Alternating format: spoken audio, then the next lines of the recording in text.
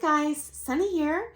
So for those of you who do not know me, I'm a professional ballroom dancer, and I'm here today to share with you some helpful suggestions and hopefully interesting stories that will give you some insight into what really goes on behind the scenes in the real world of ballroom dance, and hopefully give you some helpful suggestions too on how to make the most of your dancing, okay?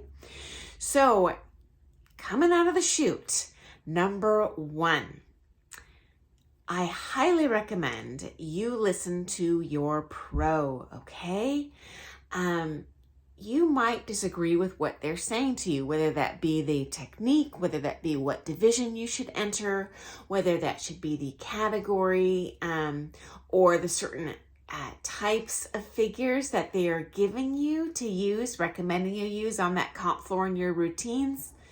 Maybe you're not keen on the choreography. And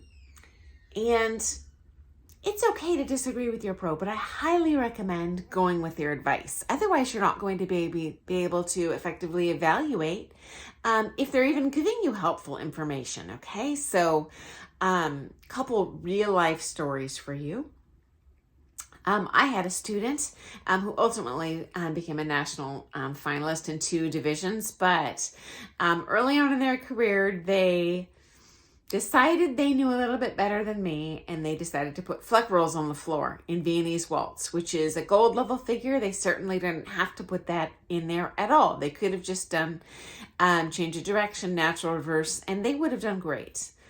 Warned them that putting those fleck rolls in there was a bad idea. But they decided to do that anyway, which I can't stop them. It's their comp to win or lose. But when they saw that they didn't make that final and they saw the results, and they were like 1 callback out of making that final, but then they saw they got no callbacks in Viennese, and sure enough, they'd snuck that fleck roll in there, and they saw the video and were like, maybe that wasn't such a good strategy. I'm not giving people advice because I want them to look bad. I assure you, as a pro, I want you to look your best. That reflects well on me, okay? So there's a reason they're an experienced pro and you're not. I would definitely recommend taking their advice, okay? Next up, it can be disheartening if they restrict your access to visiting pros that they've brought in, particularly when they're recommending their other couples take from that pro. I can tell you, I'm going to book students with the pros that I think are going to be most advantageous to them, okay? If I do not recommend you take with a visiting pro, there's probably a very good reason. Maybe they're coming from a different school of thought than I do, and I think, this student isn't ready to handle 2 conflicting bits of information here that'll be vital to their dancing. Maybe I think it's not worth the money, honestly, for your skill level. And that happens, okay? If you're not at a point where you need those super expensive lessons, I'm going to suggest you spend your money where it's going to benefit you most, okay? If your pro discourages you from taking from all visiting coaches and other teachers, that's probably a warning sign. But 1, 2, 3 coaches, I say, probably not a good idea. It's probably valid, and I would listen to that, okay?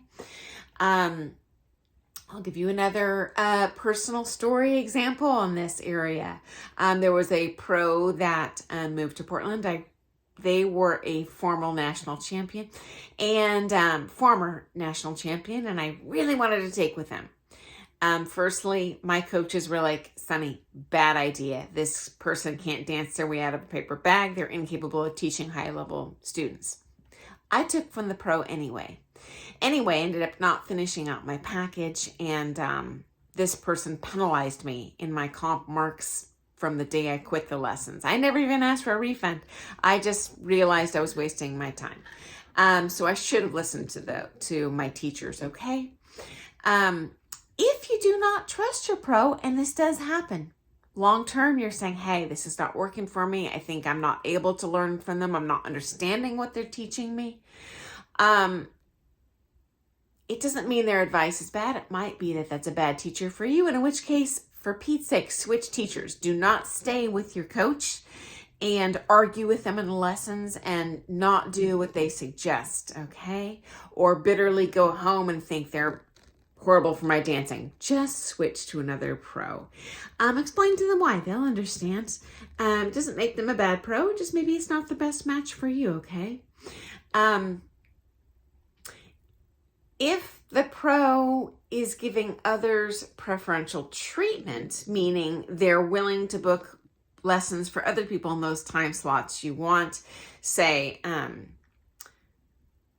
you have been begging for Tuesdays at 5. They've never had this opening, and suddenly they make that opening appear magically for another couple. That I would possibly consider to be a warning sign, okay? Maybe they don't have, maybe they don't like teaching you. Maybe they're not seeing a lot of potential in you. So that would be a warning sign. Also, be forewarned. If you don't listen to your coach, it's possible that they will dump you as a student. I've seen it happen. There's one of the coaches I know, I won't say their name or where they're from, but if they catch you doing anything against their advice, they catch you taking from any other pro as well, they fire the student and they don't book with them again. So know that you are taking a risk if you repeatedly ignore that pro. They're going to emotionally invest their time in the students that actually they feel they can coach the best, that are trusting what they're teaching, okay? So